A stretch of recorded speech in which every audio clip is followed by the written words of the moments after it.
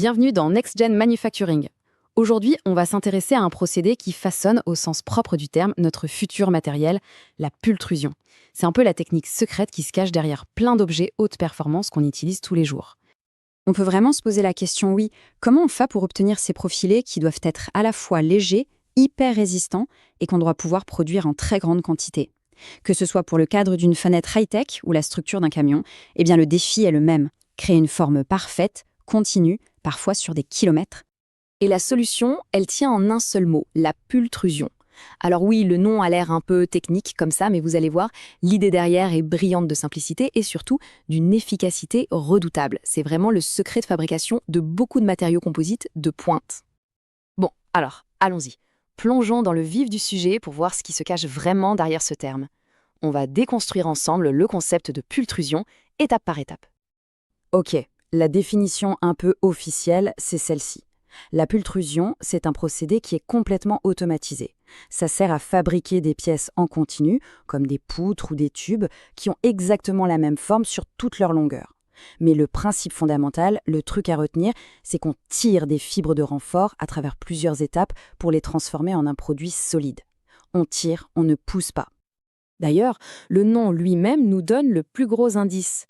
Pultrusion, c'est tout simplement la contraction de deux mots anglais, pull qui veut dire tirer et extrusion.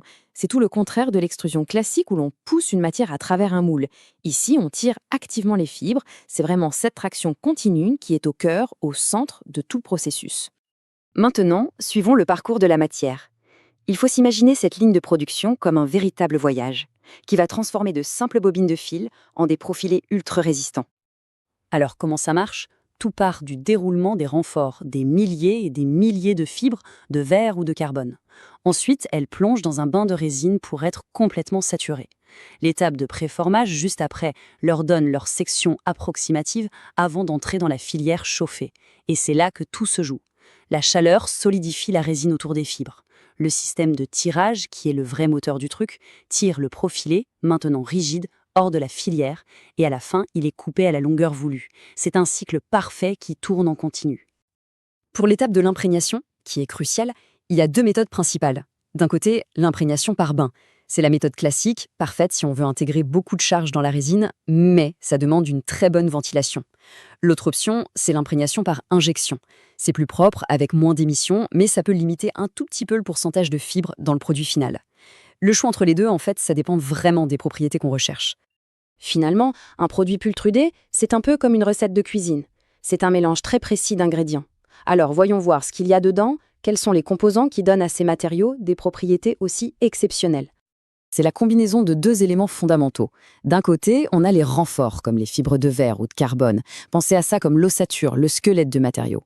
Et de l'autre, on a la matrice, qui est en général une résine. Ça, c'est le ciment qui va enrober les renforts, les protéger et faire en sorte que tout tienne ensemble. C'est vraiment l'union des deux qui fait la force. Et là, attention, il y a un chiffre à retenir. Et il est impressionnant. 80%. C'est-à-dire que la pultrusion permet d'atteindre des taux de renfort qui sont extraordinairement élevés. Il faut imaginer un matériau dont 80% du poids est constitué de fibres ultra résistantes et toutes parfaitement alignées dans le même sens. C'est ça qui donne aux profilés une performance mécanique absolument phénoménale dans leur axe. Et pour ce qui est de la colle, la matrice, eh bien, dans la très grande majorité des cas, plus de 80%, on utilise des résines qu'on appelle thermodurcissables, pensez polyester, époxy. Une fois qu'elles sont chauffées, elles durcissent pour de bon, de manière irréversible. Ça garantit la stabilité et la rigidité du produit.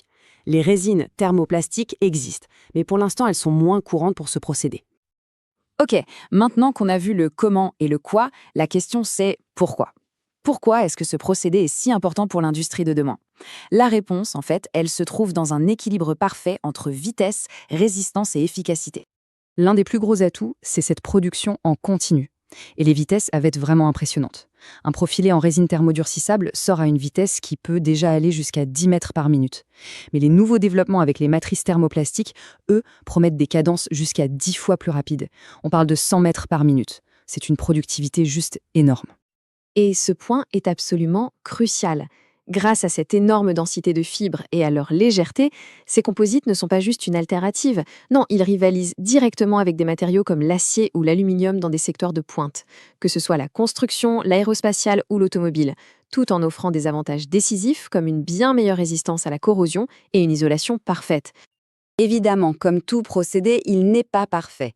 Les avantages sont très clairs. Des propriétés mécaniques exceptionnelles, une production automatisée qui réduit les besoins en main-d'œuvre et une finition de surface nickel dès la sortie de la machine. Mais il y a aussi des limites, bien sûr. On ne peut produire que des profilés à section constante, l'investissement de départ pour la machine est conséquent et la taille des pièces est forcément limitée par la taille de l'équipement. Pour conclure, on voit bien que la pultrusion, c'est beaucoup plus qu'un simple processus de fabrication. C'est une méthode pour, littéralement, tirer de nouvelles solutions à l'existence.